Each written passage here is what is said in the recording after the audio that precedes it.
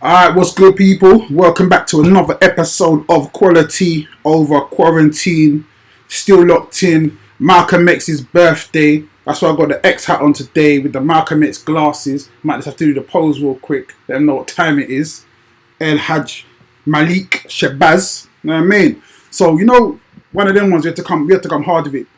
Our guest today is somebody you lot have been hounding me for. And I'm trying to tell you, man, Mr. Say So don't really speak like that. You get me? So it's hard to kind of trap him down, but we've got him in the building. So my brother, Kyza, what you saying, man? Yeah. Greetings, man. We're all good over here. Man's got the beats popping, yeah. Yeah. Do you remember this beat? Yes, I do. Remember, I gave this. Yeah, yeah, Yes, I yeah, gave yeah. it to you. It's in the fold. You know what? I got this mad folder, yeah, of like songs that I kind of half started, and songs that I'm like, what project do I put this on? Where do I put this? And it's like Yeah, yeah, yeah, yeah. it's there. This is actually the time though when these kind of things. This lockdown, I swear, this has been a blessing. It's because I've done so many things that I wouldn't normally do.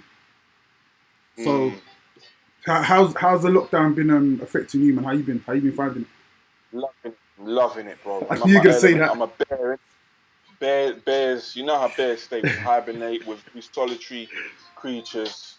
You know what I mean? I've been loving it, man. I mean, obviously the climate has not been, the greatest circumstances, but I've taken the time to utilize that and just master my craft, man. I released a beat tape as well. I noticed. I was actually 2 weeks before the lockdown was initiated. I went into hospital. I was very sick. I had a kidney infection and pneumonia.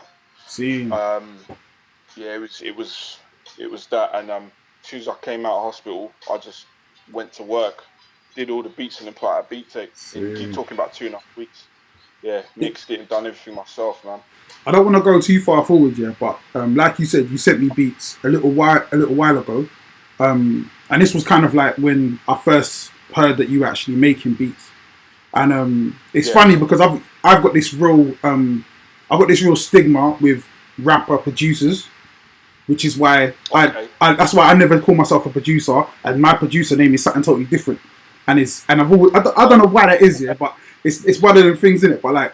Um, you sent me beats, and I think one of the first things I said was like, "What you made this like for real? Like you're not a rapper making beats. You're a rapper and a producer. Like for real, for real. Thank you. Like Thank you. and it's you know what I mean, they're not the same things, man. When did you actually get into making beats? 2000. Oh no, actually, when I was 1999. See, okay, that makes sense. Um, same year actually as I professionally started rhyming. I was See, at college doing a sound engineering course, but I kind of bugged it off for the rhyming because it was getting me further, right. and I knew that the production and the beat making was a lot more technical, and my mind wasn't at that stage yet. Mm. Um, so but yeah, that's when I first started dabbling. But seriously, you're looking 2009 Seeing, when I okay. got the MacBook. Told my boy, yeah, man, fling Logic 8 and Reason 4 See, on there, and then I'm gonna do my stuff.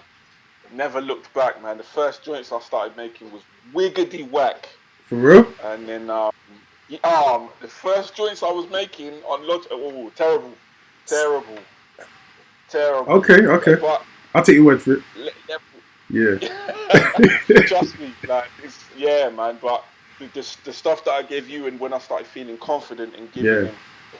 them to other people, I'd leveled up a couple. You know Seeing. what I mean? So you know, but yeah, I've actually been making beats, but I was doing actual producing and co-producing from a long time ago. A lot Right. of the stuff that I was doing with Harry Love, and he'll actually tell you this himself. Yeah, There was a lot of input from myself. yeah. Um, you know what I mean? Like he taught me a lot of things about production techniques, Mm. as well as some other producers. Shout out to TE1, Seeing. shout out to Snow Bear, Joey Ross, You know, they were the main guys who taught Yeah. me. Lewis Barker, Same. a lot of the champions in nature, El Dolo, AML, Jest. Same. I learned a lot of production techniques from everybody. Smasher, Louis White. I was around a gang of people, Chemo, Butcher, Yeah. a gang of people, and I just absorbed everything. Yeah. Yeah. Absorbed everything.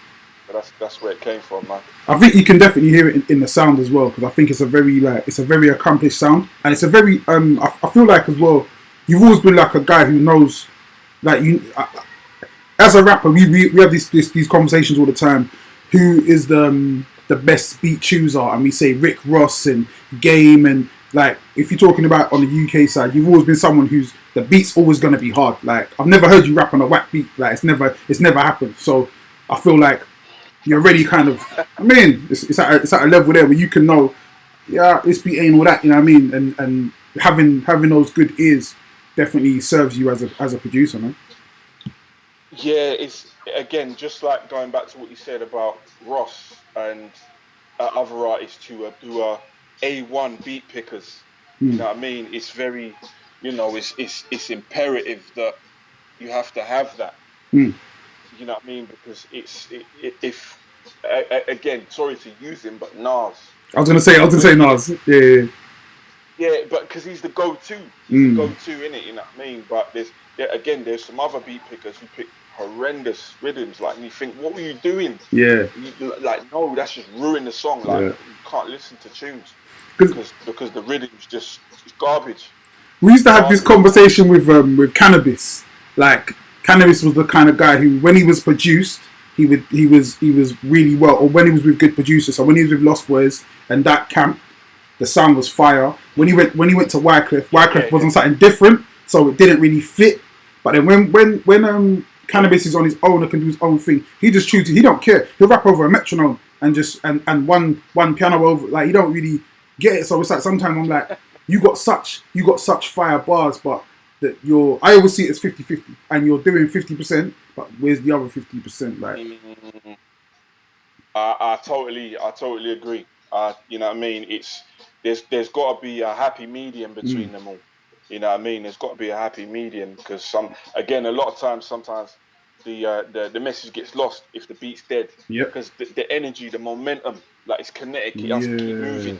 And if it's not, people are just gonna go, do you know what, dead, turn that off. Yeah. In every genre, from whether it be a song from Marvin Gaye or the Scissor Sisters to Gets and them, man. Yeah. You know what I mean? If the rhythm or the music ain't there, nah. This is another thing as well. Like this. Yes, sorry, go on. Nah, because we've had this conversation before, yeah. Like your taste in music, yeah, is way wider than most people would think. Because you're like a real like a real music nerd. Like you really love music, and the genres are like all over the place. When did that come from? How did you get into this different types of music? And obviously another thing, you're from West as well, and we know that's a melting pot. So there's all different styles as well. So how do those things come together? I think I was lucky. Oh, I forgot I had this rhythm. Sorry. Fire. Yeah, shout out to Faye Simon, because she's actually a singer called Faye Simon. She's going to be singing over this actually. So but yeah, I think I've been a bit lucky to have been born in the decade, one of two decades that were there was an abundance of quality music. It wasn't oversaturated. It was just the right amount of artists making just the right quality of music. Because if you go back from 60s up until, for argument's sake, let's say 99, classics, pure classics that have lasted well up until this day. So I think I was lucky to have been born in that time where you could listen to Michael Jackson alongside Eurythmics. You could listen to Joe Cocker alongside KRS-One. Yeah. You understand? You could listen to Aini Kamosi alongside Human League and all them other man there. You know what I mean? So it all came in one. Yeah. So when my mother and my parents were feeding me the rare grooves, I would go to my friend's house and we were listening to David Bowie, we were listening to Rolling Stones, we were listening to the Carpenters and all them kind of tunes. Mate, I was talking about it with my missus. Me and my missus actually had a conversation about which Carpenters tune is the favourite. we were discussing the life of Karen Carpenter. Beautiful See, music, man. Beautiful. yeah, Yeah, man. You know what I mean? And again, I think I was really lucky to have grown up around West London. Where, what you said, like the school that I went to, there was over 100 and 120, 30 nationalities.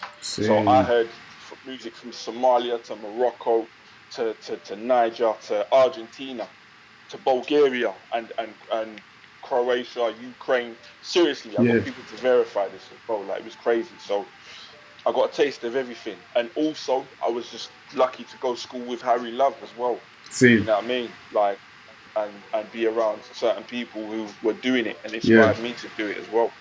That's You know what I mad. mean? So It's funny though because I remember so I put out a song called Karma a few years ago, and when I put this song okay. out, I was like and ahhing like, oh, I don't know what like how people are gonna think of it because it was the first song I'd done where there was no drums, it was just piano, strings, and I was singing on it. Yeah, so I put this song out, and it's come out, and people are like feeling it, whatever. And then I get a phone call or a message from you, and you were like, bro, you see this, yeah? That's you. Like, you see where you're going, yeah? That's where you need to go. Yeah, yeah, And it was magic because I yeah, was yeah, yeah. like, obviously, as if you're talking about like the hardest MCs, yeah, that's you, right? So it's like Kyza telling you, yeah, that this track with no rapping and no drums, yeah, that's the and it was you. Nah, you messaged me and then Fallacy called me, and I was just like, these are two of like the guys who you know what I mean? Like, you know what I mean? Like, you know what I mean? Like, but still saying, yo, see what you're doing here. And it was cool because Yeah, then it kind of showed you, it's like, you're seeing someone you're seeing an image of somebody, but you're not always seeing like the intricate parts of what makes up that person. And what goes on behind it? yeah, man. Yeah, yeah, And yeah. or, What and gives what the they music soul? appreciate as artists. And it Yeah, was like, it was a proper eye opener. And it was also like it was a big boost because if you actually look at my career, yeah, that song changed pretty much everything. Because after that, it was like, oh, all right, cool, I'm out of it. And I think actually you're also the only. There might be 3 people in the world who have heard the album I'm supposed to be dropping. I played that to you. We did that video, and I played you those songs, and it was yes, like, yeah, yeah. yeah, different stuff, yeah, yeah. And I was just like, it was cool to just get you know what I mean, get your feedback on it, and just be like, again, as a writer, as a producer, as someone who appreciates not only just music in general, but also understand how where we fit as artists in the scene we are. Uh, um, it's nuts. I want to go back though, man. I want to go back to Yeah, yeah, yeah. Yeah, do you think, man? let's talk about how did you get into rapping and into becoming the MC that you became? Uh, I became a rapper for primarily 2 different reasons. My love of music and poetry, Right. and my overwhelming need to say something, to articulate my emotion. See.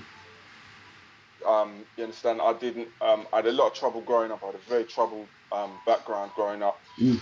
Um, schools didn't know how to deal with me. You know what I mean? The black youth in the 80s, rah rah rah rah rah, and I didn't know how to deal with things. Mm. So, you know what I mean? My social workers and that, care workers, teachers and that used to tell me just write things down.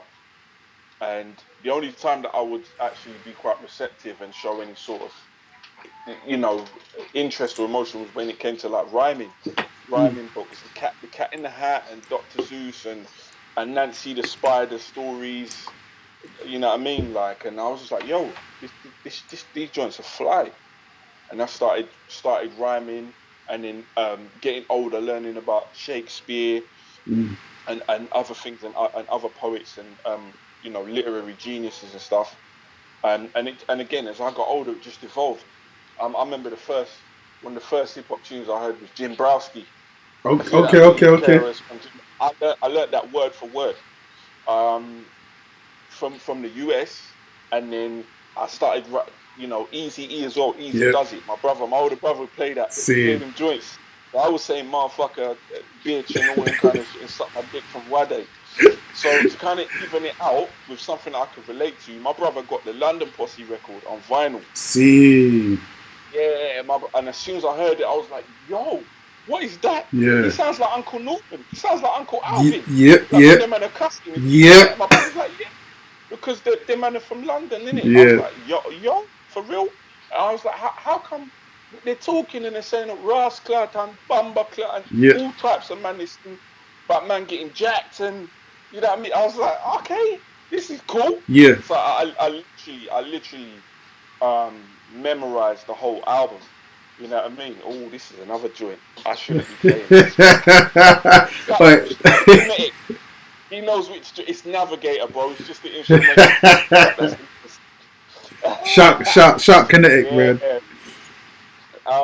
Yeah, and as soon as I heard that, those again talking about inspiration, I'd say the Easy E album, KRS, and London Posse were the main inspiration for actually me to start writing down and rapping and spitting. Same. You know what I mean? Because again, my first joints wiggity whack. Same. Like my first MC name. This is a revelation. My first MC name was actually Ad Rock. Okay. I didn't know that at the time. My cousin used to call me Ad Rock, innit? Because my real name's Adam. Yeah. So my cousin would call me. I was like, yeah, that's cool. My name's Ad Rock. And my brother was like, hold on. Yeah. So your name's Ad Rock. He was like, nah, that the best it, you know. No peace to. I was like, oh man. It was funny. He just crushed my whole world, like. Well, you know what? Talking about names, yeah. My first rap name was Nemesis, so you can't be worse than that. It was Nemesis, and then Alton Towers came up with a Rad Nemesis, and my rap name was done after that. You're like, oh, and you know it took you ages to come up with a new one, right? Time.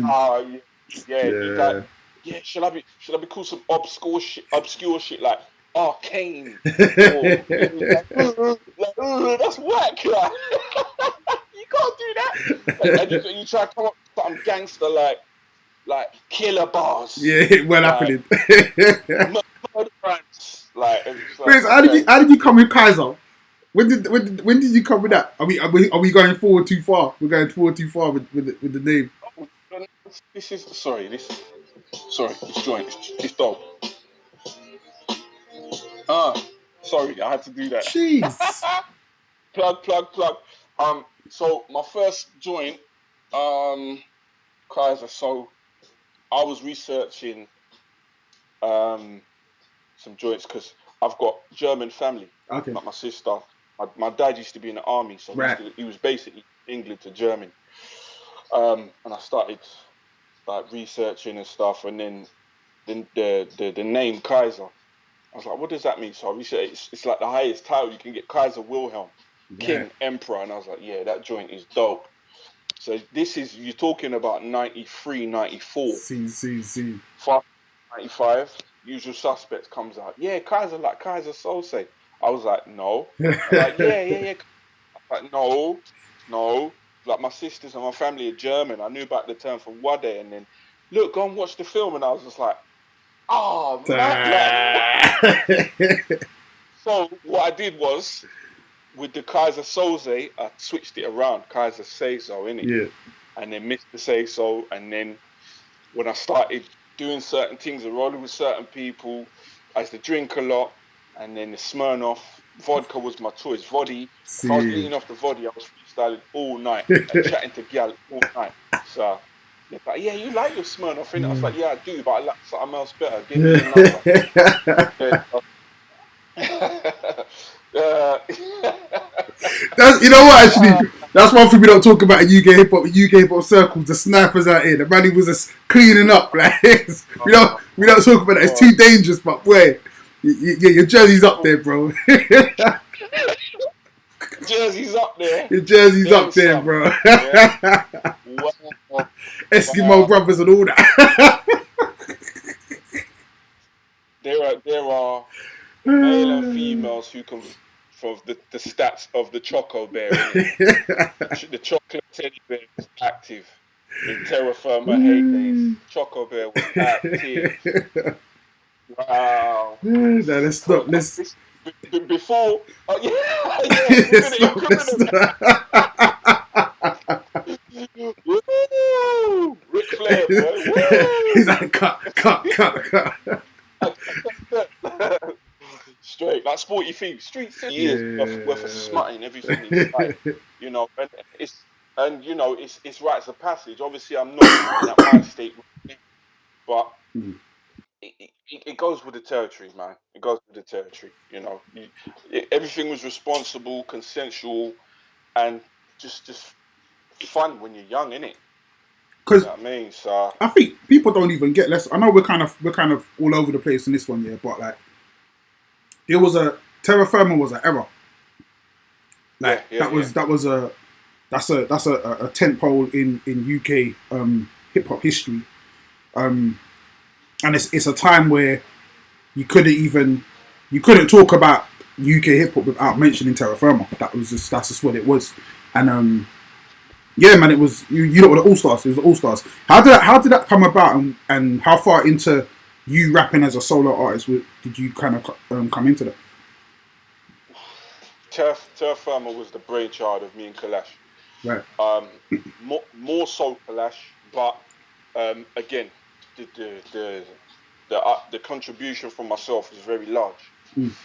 Clash basically wanted to form a crew of untouchable MCs who could rep for the team, who could rep. Yeah. Not talking about Moties and Galactus in the Stars and blah, blah, blah, blah, a whole bunch of the didn't. It was just we're from the ends and we can spit. You know what I mean? And that was his vision. And I wasn't even initially considered for that vision, to be fair.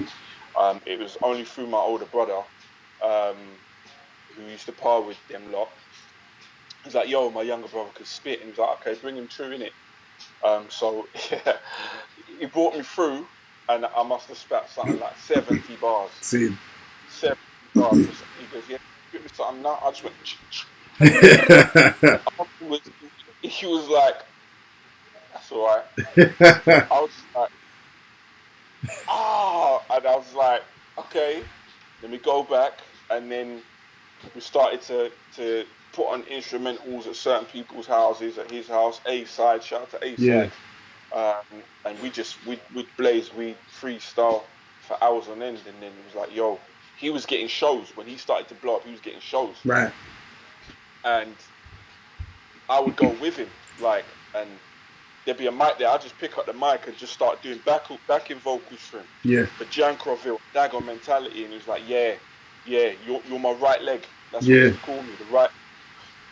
And then it was like, yo, we need more people.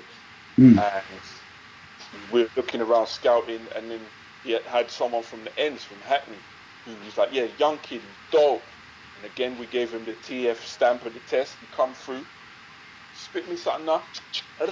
He sprayed bars, and he was making beats as well, Scribbler. And I was like, yep, he gets the nod. He's in. Yeah. And it was, and we were coming up with names for crews. I was like, do you know what?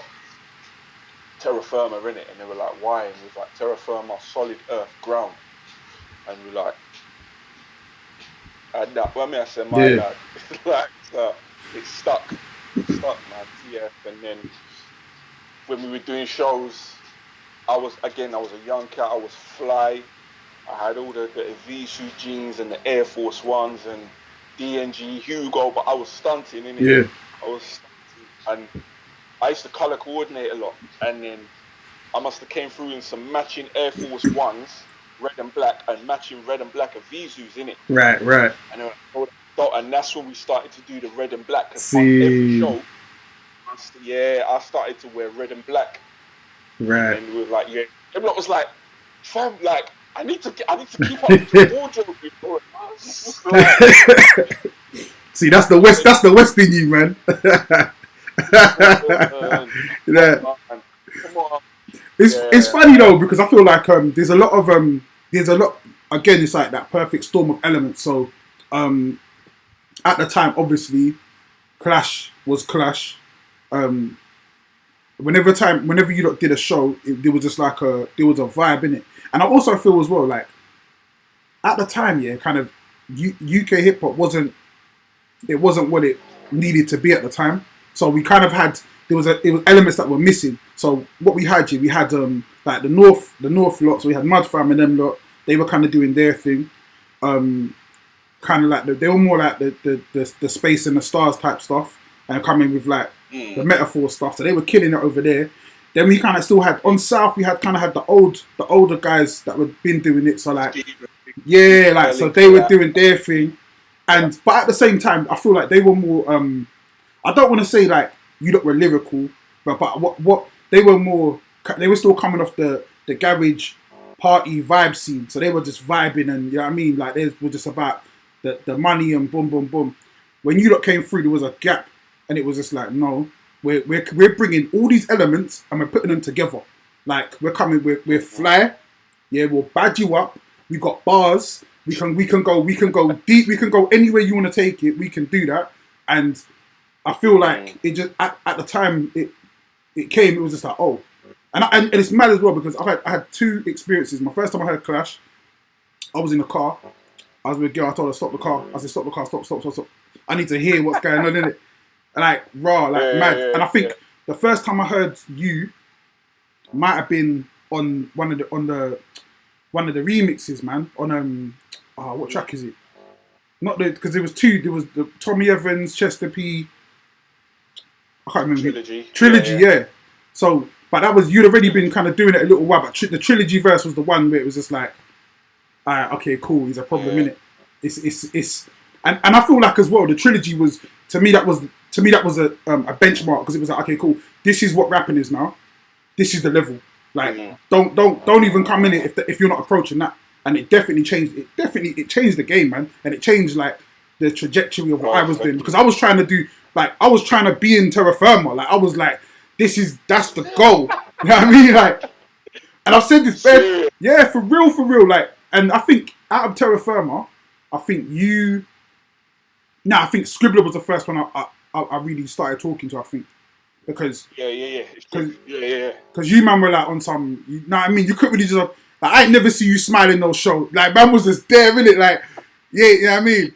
You know, were just, you know what I mean? It was, that was the vibe. The vibe was, it's Terra Firma and this is us. But, like, I think there was a little, me and Scribs had a little link through friend thing, innit? So, and he was friends with some of my friends from Luton, so it kind of, like, yo, you know what I mean? But, yeah, man, I think you lot came at a time where the vibe, everything you did was really, it was purposeful and it works. Yeah, I definitely think we're a different kettle of fish. To be fair, everyone had their own vibes and steez and their own thing, but our lane was. That's what I'm saying. That's why it was so. Everyone was so receptive to it. Yeah. Because going back to what you said, it was both sides, and as we know, UK hip hop was and still is heavily divided. Yeah. So I think when we came through. We got both on our side. Yeah. Because like you said, we were spitting what we were living. You know what I mean? We were really on the roads back them days. Yeah. We were on the streets, like out here, over in East and in West. Yeah. You know what I mean? But at the same time, we were telling people about Marcus Garvey and the Black Panthers and Bunchy Carter and realness and Rasta and our culture in it. We were telling people about our culture they can relate to.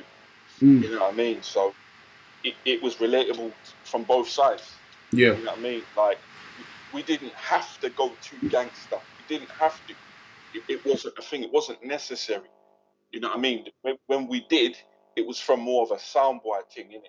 It was from they might can't talk to us.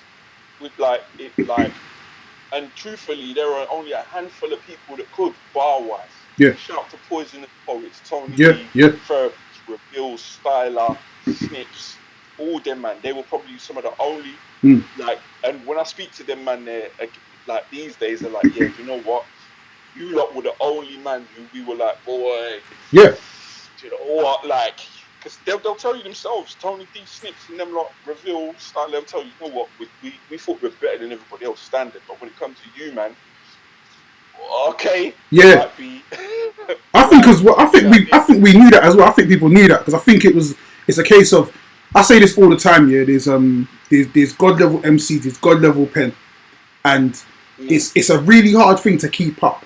But again, your two crews, yeah, that's what I'm talking. I'm like, you ain't got to take my word for it. People, go back and check the verses. They're there. It's set in stone. And you're talking about verses that, like, you know what I mean? I'm sitting back like, raw. I wish I thought of that, man. Like, damn. Like, you know what I mean? And I've been in the studio with you, man. You get me? Like, I've been in, and to be under that, like, I know what that pressure feels like. And even going back to my first single with Kalashnikov, yeah, like, Clash probably just came in and just did his verse, innit? Like, did the label pay the money? Alright, cool, here's a verse, boom. And just bang, did his thing, yeah? I must have spent at least a month writing that verse. At least a month. Writing, rewriting, nah, because I know Clash is going to come through and he's going to hurt it. Nah, I've got to go back. And even like every time, man, we did the Gun Talk track we did. Like, oh, yeah. That's what I'm saying. I don't think, God level pen, I don't think people understand the pressure. You're dealing with people who don't think the way normal people think. Like, you lot are just writing on a whole different vibe. And yeah, it's I just, yeah, like Poisonous Poets, again, they're the only people you can put, they're the only two crews you can put together like that.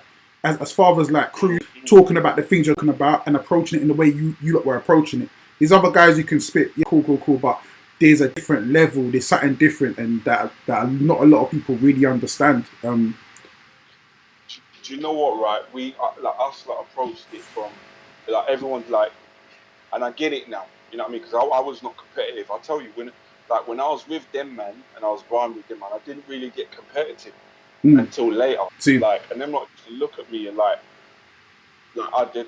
I looked later on.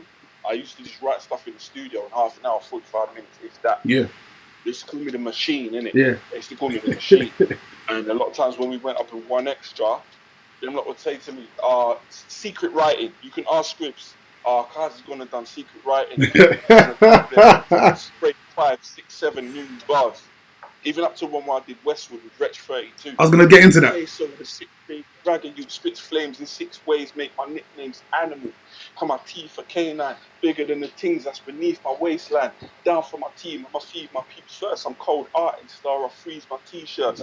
Please believe words will make and die a ugly death, get left in a cream and green shirt. Dead as a doorknob, I'm ready for war. Watch things will get butters like the head of a bulldog. Left in your sheets, I'm abusive to English language. I'm molesting the beats, it's deep. Amazing even, man, I paid to see this. Cause my brain's a league with PlayStation 3 chips. An Xbox, listen. Come on, bro, what I'm saying? Cold hearted star, freeze my t-shirt. I was pissing about when I did that thing, John. And them lot was like, what? I'm like, really? Seriously, I don't smoke weed either. Yeah. No drugs. And then like Clash used to say to me, you do innit? You do smoke weed. I'm like, no. He said it to me one time, bro. He said it to one time I did a track. I don't know what I did, and he called me up and he was like, "You started smoking, innit?" I'm like, "What?" He's like, "Nah, man, your bars, you leveled up, innit?" He's like, "Nah, bro." He's like, "Nah, you started." So God level pen game. He was like. When he said that to me, I was like, I knew I was on the side. I was like, alright, cool. He thinks I'm smoking. I must be doing something well, man. But I always feel like your lane as well. Again, because there's being a unique writer again is also another level above like God level. Because obviously when I talk about being a lyricist, and there's certain pockets that we all fall into. There's certain flows we kind of all fall into. But you never did that. You always had your own flow, your own style. Where did that come from? Because there's no one I can say, oh yeah, you sound like my man, or my man like sounds like you. So you mean my your flow alone? Yeah. For TF. Okay. Mm. Do you know what? Right, the flow, my own flow, is a bone of contention with myself, right? And I'll explain what I mean. I'm wrestling with it. Because I write certain tunes, even when I'm writing now, and I'm thinking, oh, shall I do that? Because if I do that, I put too many words in, it's going to be breath control loss. Right. And I get very clinical and not scientific, but clinical with it, surgical. And there's other times where I just get reckless and just start doing multi after multi after multi after multi. Yeah. Like with Trilogy. Yeah. Like I wasn't. I was just. Yeah, you're trying to take heads off. And yeah, like sometimes I just put the two together, but I think I don't know.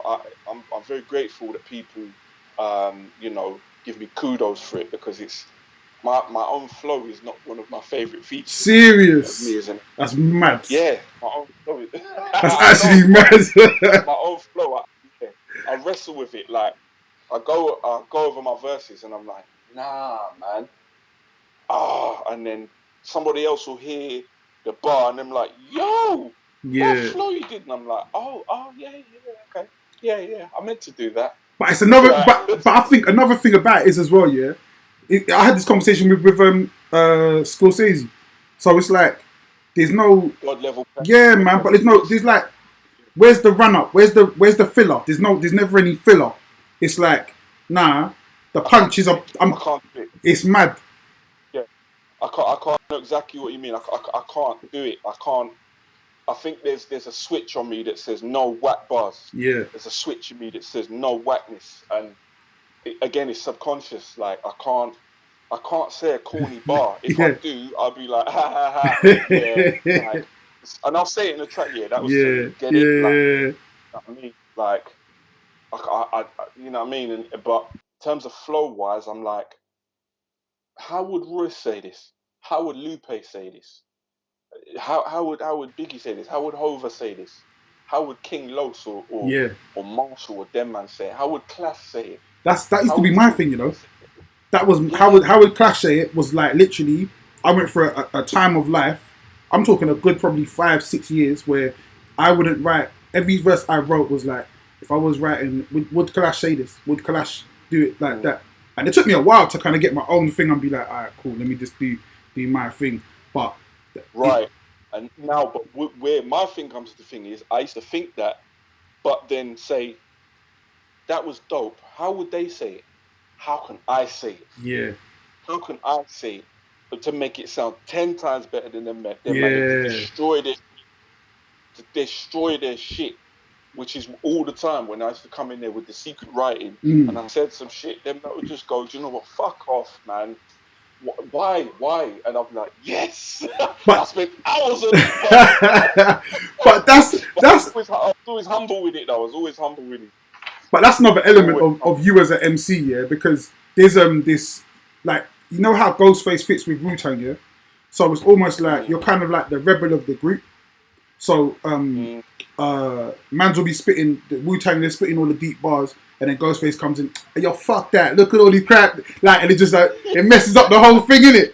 And that was always you. It'd always be like, they'd be coming with like a certain vibe with it, but you would always bring it kind of like, it's like you just bring it down to earth, like, yo, nah, this is the real talk, and the Yardie vibe as well, like it would just, and but again, you needed that because that's what makes it all. That's how it all works and all fits together. Yeah, I mean, do you know what? Right, I've got this another ongoing thing with myself, the Superman Clark Kent complex, where it is when I'm, you know, like now I'm having a joke and a laugh and I'm a very personable person. And I didn't handle the fame well in certain aspects. Like back then, I was very quiet and humble. And come to interviews, I was like, yeah, you know, like I'm just happy to be in the crew with the random. And Clash would be like, come on, man, come out of yourself. But it's like that nerdy chick in school, like you used to see. Yeah. But the man them who know her knows she's a freak. Yeah. And gets down. It's kind of that. I almost said a name, you know, but let me cut. Yeah.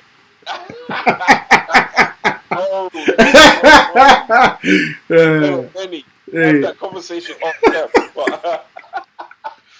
But yeah, you know what I'm saying? Like, you know, like that's the only analogy I can put it to. You know, like the shy girl freak, the battle cat, the Cringer turned into battle cat. Yeah. That's how it was. As soon as I stepped off like most shows and interviews and freestyles, I was almost sick. I suffered from anxiety for a long time in my personal life, and that used to get the better of me. where certain freestyles and shows we were doing, I was shaking. As soon as I stepped on stage or in front of the mic in the booth, snap, Superman came out. Where does that level pen did come out? It was like came out of me. I don't know what it was. Where does that come from though? Because like you're like you said, you come from a harsh environment, yeah.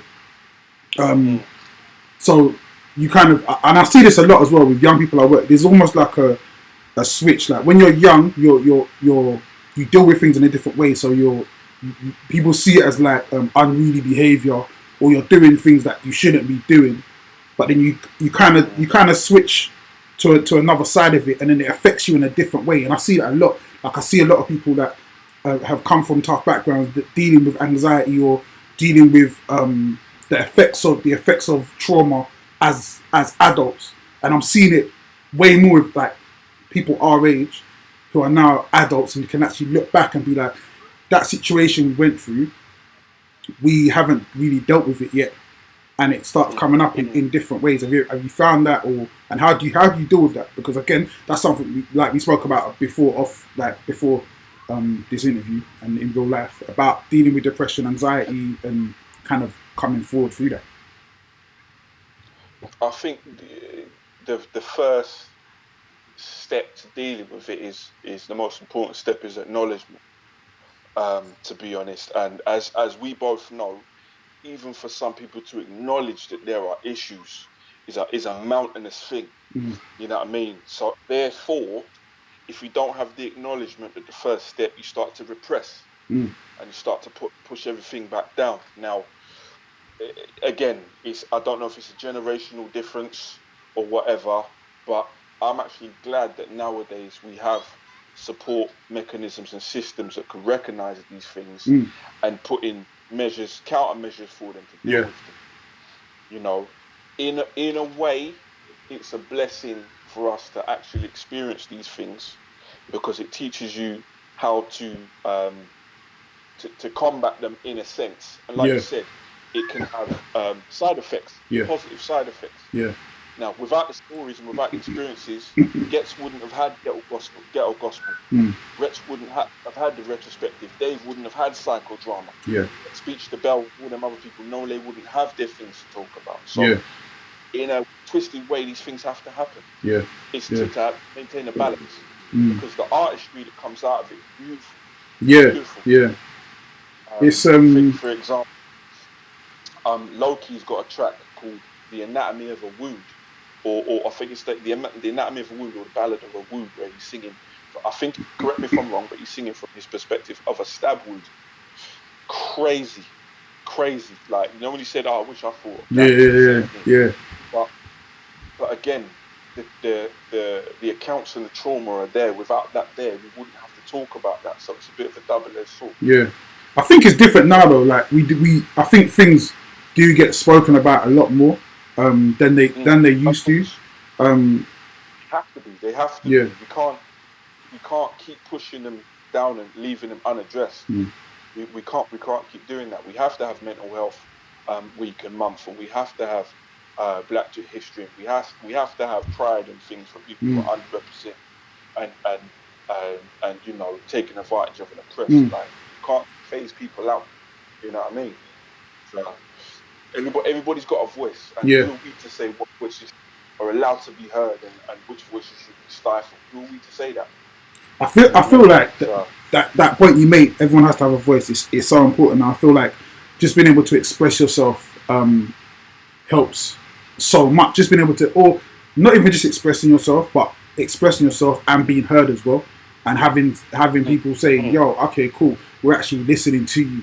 And I feel like my whole, I don't want to get too political with it, but my thing is always live and let live in it. Like, why are you against someone who ain't even bothering you, ain't even doing nothing to you? Like, someone has an opinion about something, just be like, alright, cool, man. Like, I ain't trying to, if I ain't with you, I ain't trying to get in your way, innit? Like, I don't know what you want to do. Like, if that's how you want to do things, then let me know, like, how I can accommodate you. And I feel like that we're seeing kind of like way more people on the other side of like, no, I don't care. Like, you see that this thing the other day with Tesco's did an advert, about Yeah. Muslims. It's like, I was on your page when I saw it it. was I'm a lurker in it, but yeah, I was on your page when I saw it, and I was just like, and real. again, which leads me into the point is a lot of it is programming, B. A lot of it is programming, and that side, the EDL man, they've been programmed to think Yeah, like that, innit?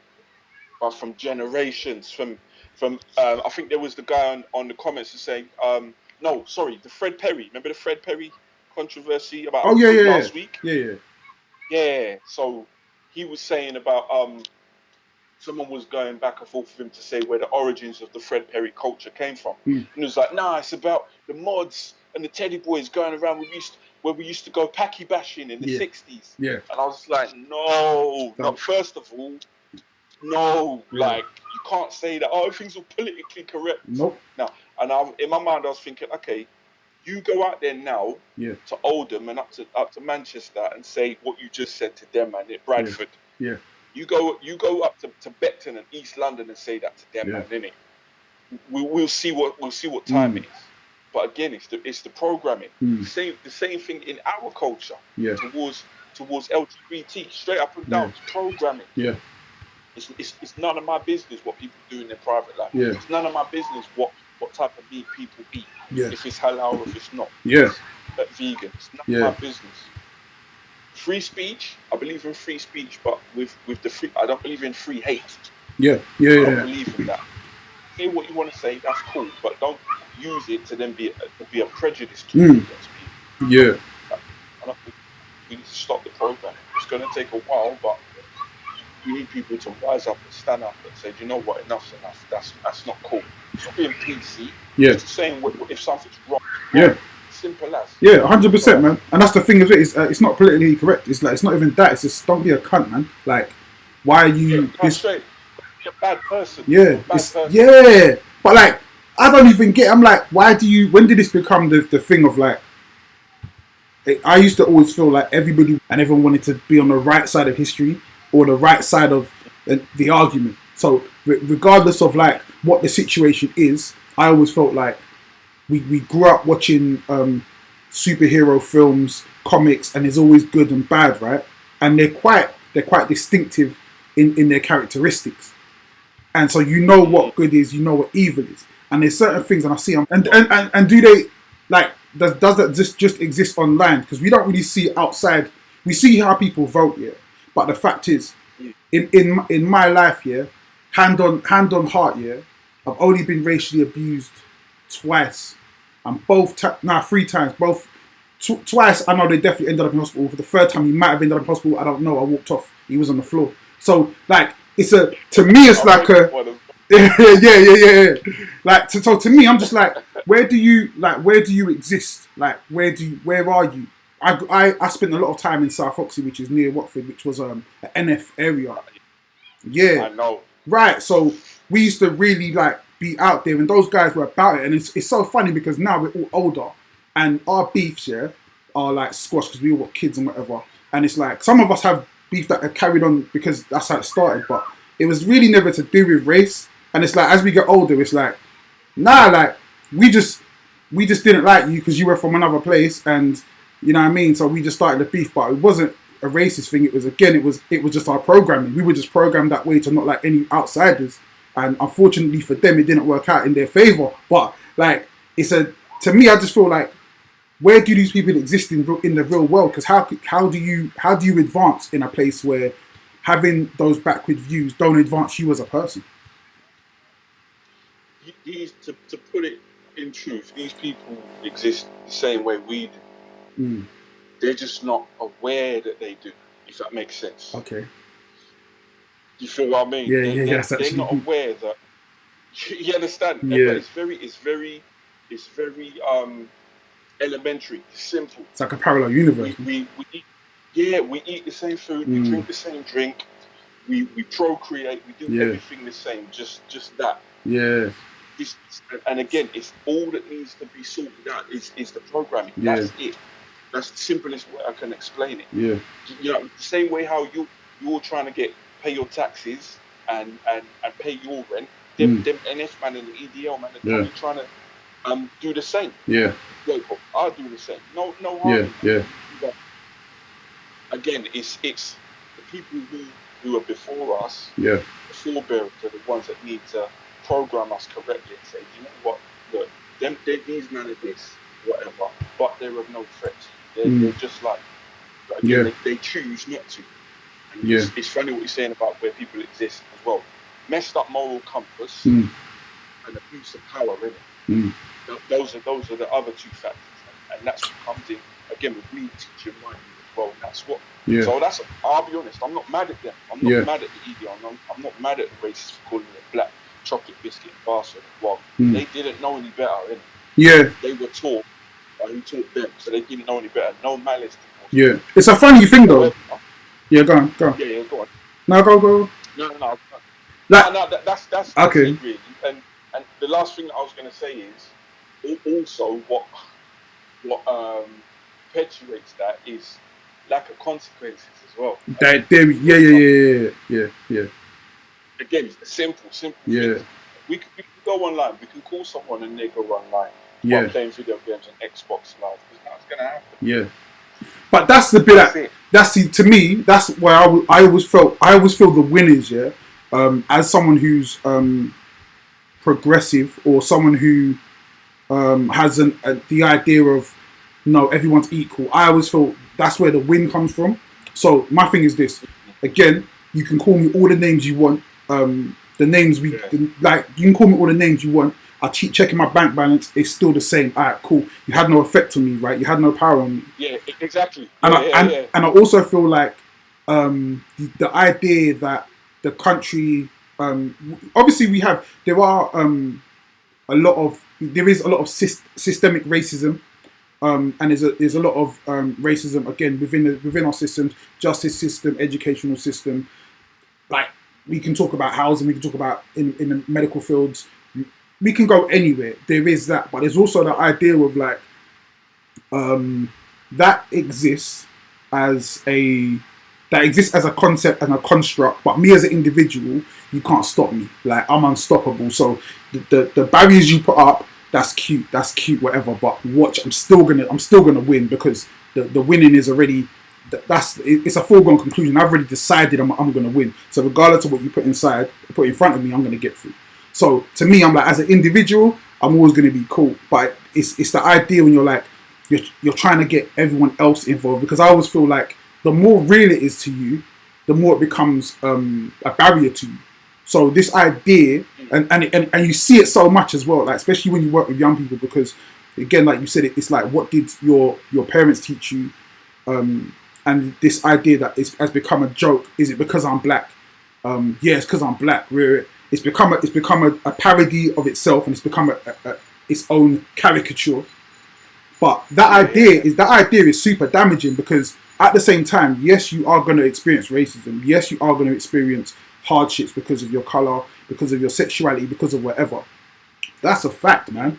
But for you to then use that as the reason that you don't get through that's going to be detrimental to you way more than the actual racism. And we've had this conversation back and forth with bare different people, and I've always just felt like it's super real. But the fact of the matter is, you can't ever use that as an excuse. Like come on, man, it's Malcolm X's birthday. Like we come too far to be in a position, yeah, where if Malcolm X was still here and we're saying, yeah, like we ain't come far, like yeah. My man called me a nigger, so I'm scared. I'm not gonna be who I am. No, man. Like you really got to step out and be you. Do you know what? Because I talked to my friends, and I talked to my woman as well. Shout out to my woman, my rib. Yeah, she's been the best person I've been speaking to this lockdown. Yeah. Female energy is great. I always say that again, fundamental, elementary, simple thing. What it boils down to, the whole thing that you just said, all about one thing, is choice. Yeah. Choice, nothing more, nothing less. You choose to be a racist. Yeah. You choose to let adverse conditions and afflictions affect you. Because you can choose to wallow in them. Yeah. You choose to overcome them. Yeah. Nothing more, nothing less. You could choose to go online and creation of music, or you can choose not to.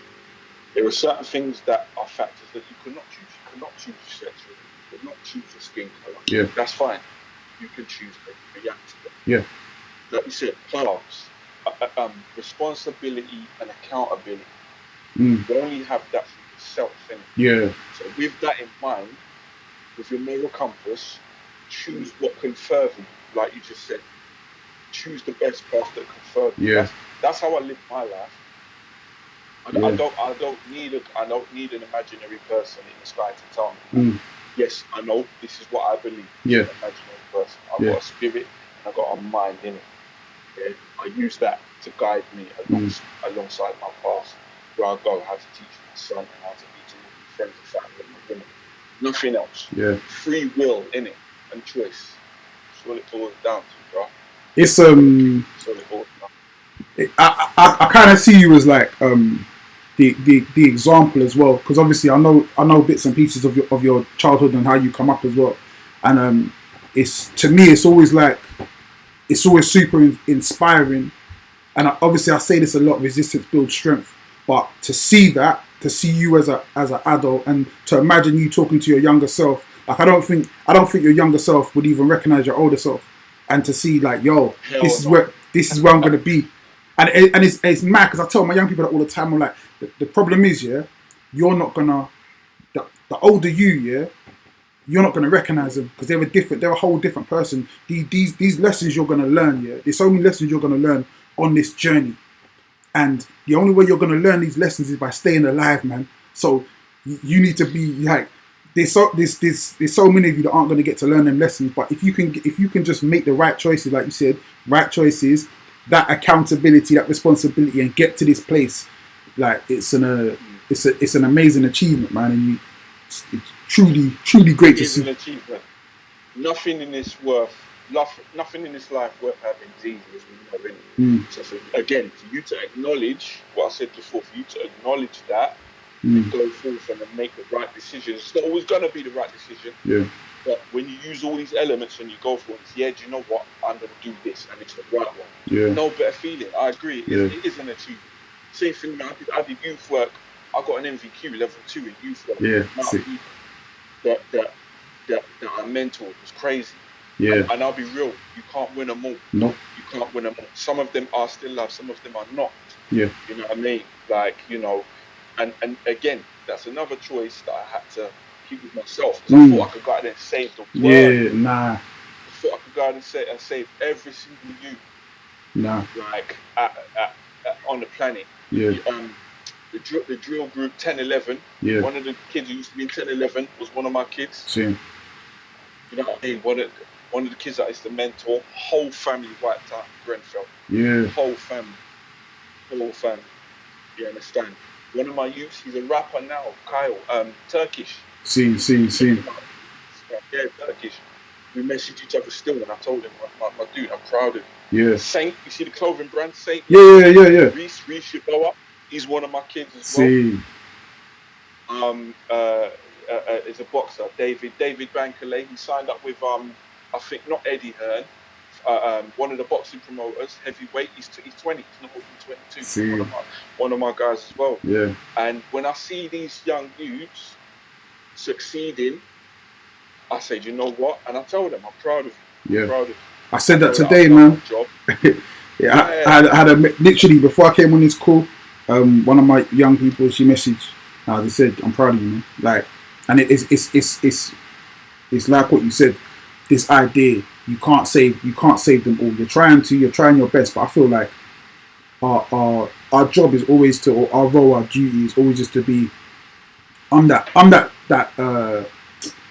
when they throw out the life jackets. I'm the life jacket. Like, we're out here, you lot are swimming with the sharks, and like, if ever you decide, you don't want to swim with the sharks anymore, there's the boats right here, innit? Like, I can't drag you in, but if you ever decide you want to come back, there's a boat here that can maybe get you back to the shore, or at least get you to a place which is safer.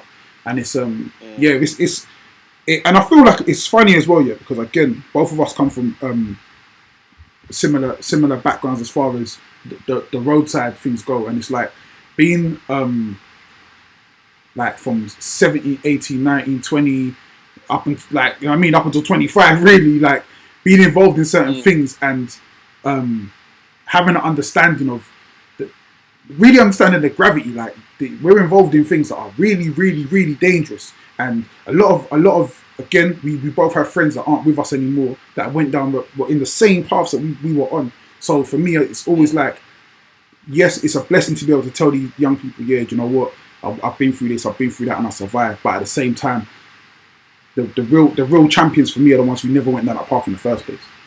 And that's the bit I'm always trying to tell them, man. Like, don't even go down that road. Like, there's literally nothing there for you. It's a dead end. You're gonna have to come back this way anyway.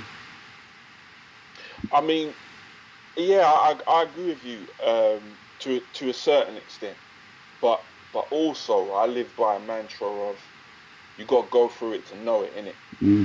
You understand? So again, half of the youths, them youths that I was mentoring, they didn't want to hear it. Even from someone like me, they didn't want to hear it.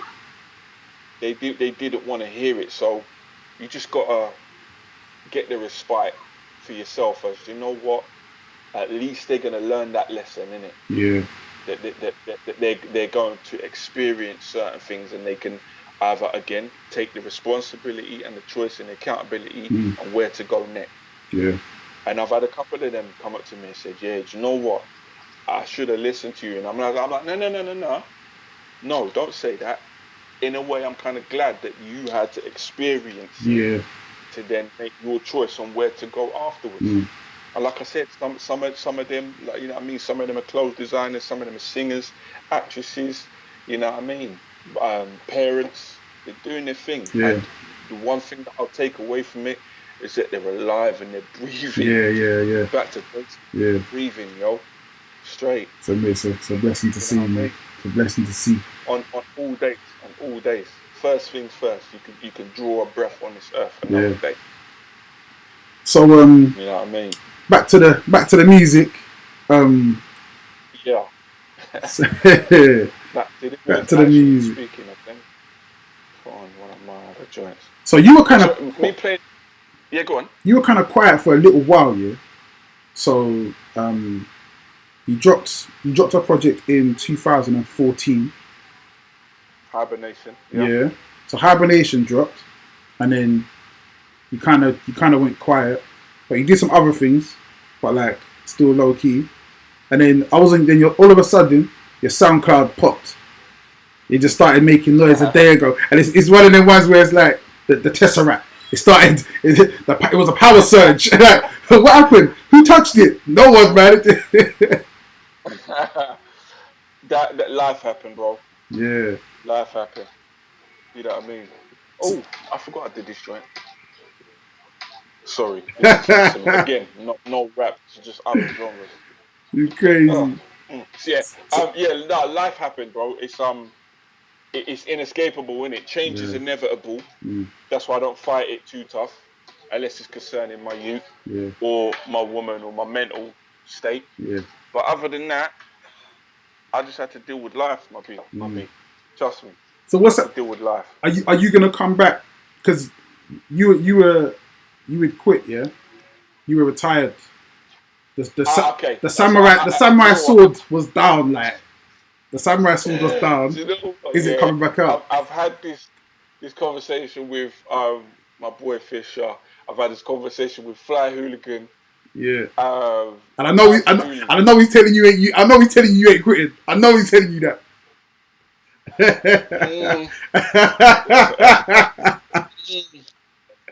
Alright, moment of clarity. Okay. So when I say quitting, I meant putting out fully full projects of me rapping. Yep. Like Hibernation and all my other joints and stuff. So me doing a full album of me spitting, no, I will not be doing that anymore. And that's this is the last time I will be saying that. I will not be doing a full rapping project anymore. Okay. To put it short, I have other priorities, primarily being my child. I do have a day job. You know what I mean? I live on my own. I support myself. I'm self-sufficient. I do literally everything myself. You understand? So writing a 16 or a 48 or whatever. That's a luxury to me. See. So that's why I do it for friends, loved ones, and paying customers only. Yeah. So yeah, because my time's valuable. Yeah. So you've either got to be a good value friend, family member, or someone to meet, or quite simply you got to pay for it. Yeah. See. Okay. Like, straight. Hey man, I got to respect that. You know, I mean, in terms of me doing production, beat EPs and beat albums and stuff, yeah sure, because I can do that from my yard and I can control it. Right. But me going in the studio and what am I going to talk about? Paying the mortgage, midlife crisis. That's what I've been doing for the last 10 years, bro. Bro, listen, bro. What did I say? I can't remember what track it is. These labels appear to love me, but it's a young man's game and I got grey hairs in my beard. That's what I've been doing, bro. Right. So, no, I feel that and I respect that. And I've done it. I've been there, done it, got the T-shirt. Yeah. Shout out to Michael Parker. Hey, big up Parky. Big up Parky. New project dropping to next. When's the Parky's new project dropping? Next Friday, I think. Yeah, man. Yeah, you know what I mean? My peers know what time it is. 100%. People, my friends know what time it is. I ain't got nothing more left to prove. And when you've reached that point in your life, it's beautiful. Yeah. Beautiful. Honestly, I feel like there will be a time where you're just. Again, I think everything's timing, man. And I feel like. Oh, no doubt. And priorities as well. And of course. Again, this is the bit that a lot of people don't understand, especially when you're talking about rappers on your caliber. And I've said this, we've had this conversation with bare people. It's like, for me to rap is a pay cut. So you can't expect people to always do that. Like, you can't expect people to be putting money into albums and to get nothing back, because at the same time we got bills to pay and we got, you know what I mean, we got to live. Mate, it's a luxury and it's at my expense as well. Like, you know what I mean. And again, another thing, the landscape and the soundscape of music in this country and elsewhere has changed. It's changed. It change is inevitable. So I can't be that Kyza from 2008. I can't be. True. Yeah. When I was, you know what I mean. I've evolved. I've moved on. You can't. Once you've evolved, you can't then de-evolve. It's not possible. Yeah. You know what I mean. So I'm not gonna put out another experience or another shots of Smirnoff. I'm not gonna do it. I'm sorry. As much as people have asked me for a sequel to Freddy. Yeah. Sorry, I can't do it. Sorry. It's cool, man. I feel like whenever you do come back, or whatever you come back with, it's gonna be represent you at the time you're in, and I feel like people will always be receptive of that. I feel like there's only a handful of artists that hold a place in our heart, because the scene as we know now was built on your backs and on your shoulders. So there's so many doors that were opened by artists like you. We talk about Terra, we talk about Task Force, we talk about Mad Fam. There's tent poles in the scene that brought us to where we are now, where we can have J Huss, Dave, Mo Stacks, you know what I mean, all these guys. And I feel like there's always going to be an audience. There's always going to be a market for people who are like, you know what I mean, want to hear what the originators have to say. Of course, I totally agree. But again, going back to the kind of against point, is everything has its time. Yeah. You know what I mean? Like, everything has its time. It's time for Dave and it's time for J Huss. Yeah. And it's time for Kojo Funds. It's time for Dutchavelli. Yeah. Killing me. Yeah. You know what I mean? It's time for Abracadabra. Yeah. It's time for my guy. Yeah. It's time for Nola and all the other female spitters and Lioness and all them gals and Lady Likes. It's their time. Man. Big up all of them, man. Big up Lady Likes. Big up Lady Likes. Oh, crazy spitters. Crazy spitters. I remember her when she was, you know when someone, it's ain't her interview, but I'm gonna say, I remember when she was young. I'm talking, she must have been about 15, and she must have contacted my label and was like, yo, I want to do some collab, some tracks with you. I just started rapping. I went to her yard, met her mum and everything, and girl was hard from then. Yeah, man, like in her room, like bunk beds and all that. You get me, like so to me to see what she does. Do you remember Yo-Yo? Yeah, man. Yo-Yo. Yeah, I see her do a setting Yo-Yo, and I was like, yo, pardon the pun. I was like, this girl is a problem. Yeah. she's a problem. Yeah, but it's how it's approached though. I think that idea of approaching this game with that diligence, approaching the game with that mindset of nah, I'm killing the beat, I'm killing the pen, I'm killing everyone around me. Like I'm that guy, you know what I mean? I'm that girl. I'm the king right here. I'm the queen right here. And I feel like those kind of MCs, like you mentioned Nole, like she's nothing to play with, man. Like, you know what I mean? This girl scares me. Like, she's lioness. They're nothing to play with. Their pen game is crazy. Roxanne, yeah. Yeah, like straight up and down, like all of them, they're dope. They've got their time. Their time is now, and I want them to take it further than we ever did. Yeah. When I see people like Estelle and Nole going #1 in Germany and stuff, yeah, man, I'm proud. I'm happy. Yeah, I'm happy. Yeah. I'm happy for that. It's a big. You know what I mean? And they've been, what's her name? Killing it. Sorry, I forgot her name. There's so many people. So she got the Busta Rhymes flow. Little Sims. Oh, not Little Sims. Oh, wait. Little Sims as well. Little Sims. Yeah, for fuck's sake, why though? Crazy. Yeah. I'll be keeping tabs on her as well. Yeah. Crazy. I kind of like the element. I like the element of now. I love the way that there's no, because the gatekeepers are gone. So now it's just like, yo, run, man. It's all open. Like, go take your lane and go do what you do. And it's like the ones who really get the work in, the ones who push it. You've seen Lady Leisha build her career like at least 3 different times. Lady Leisha, that's what I was talking about. She's just cold, man. Again, it's just like she's just doing her own thing on her own terms, and not only that as well. Yeah, one thing that's changed as well is the fact that there's actually money to be made. Like, you can actually build your oh my days. Where she's got man, proud of her, bro. Yeah. Proud of her. And I want her brother to bust as well, because I like him still. I think he's gonna. I think like, to me, from the outside looking at what he brings to the game, I can't see no downsides. I just think like the image, the voice is cold, like the bars, everything he does. I'm just like, I can't see this going wrong, bro. Just all you got to do is stay at a job, man. Just like do your thing, keep your head on straight.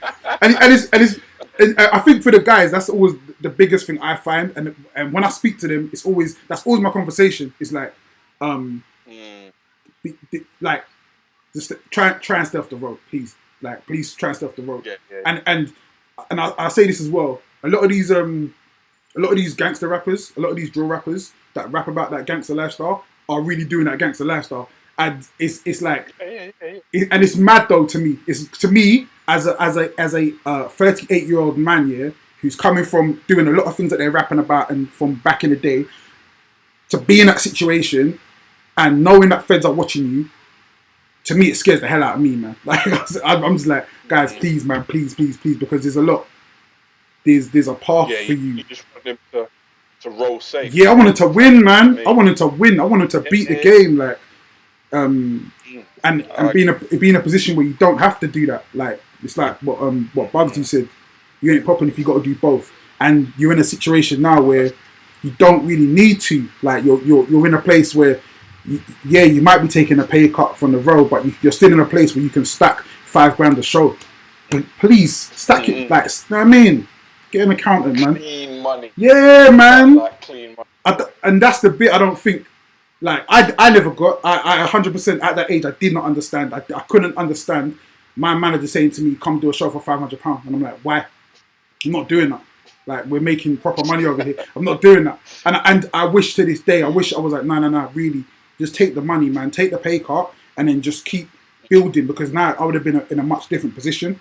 But I'm trying to get them to see what. Don't make them the mistake I made. Hair in the tortoise, innit? Yeah, man. Yeah, but bro, man, I appreciate your time for real. Like, you know what I mean?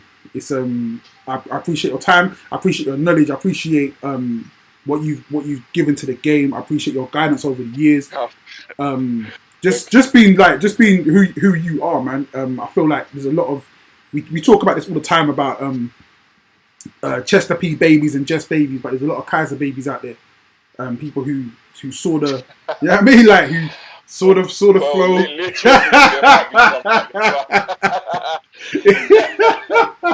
It was a mad run. No, I feel you. I feel what you're saying, man, and I'm mad humbled, to be held in such a high esteem. Because honestly, I think my reputation precedes me. To be honest, like it's crazy. You But done your thing, man. thank You you done your likewise thing. as You well, done your man. thing, man. It's been a pleasure to watch you be a student and one of my peers of the game. Yeah, Thank very you, much man. so. Thank you. All right, cool, man. Hold the line. I'm gonna say goodbye to these good people. I'm gonna come back and talk to you offline. I wasn't stuff I got to say to you, but still. Anyone you want to No shout out? worries, man. Yeah, first and foremost, I wanna shout out to the God MC that is Ty, blessed person, rest in Let's peace. start, man. I want to send a blessed rest in peace also to Black the Ripper, Yeah. King Samson, and lastly, I want to say blessed rest in peace to my brother Metropolis, Ebo Graham, from Foreign Beggars. Again, shout out to Foreign Beggars, No Names Pavan, soldiers. We lost 3 kings this year, Crazy, and I man. want everybody to celebrate and take what they've done for the game very seriously, and honor them on all days because their contribution was unrivaled. They as Fly Hooligan put it, they were Veblen goods. If you don't know what Veblen goods are, look up what Veblen goods. They're one-aways, irreplaceables. They cannot be replaced. All 3 of them, and the rest of us as well. We're one-aways. Yeah. Don't wait to give us the flowers, innit? Trust. Yeah, that's all I want Trust to me. say. Thank you. Blessings, brother. Blessings.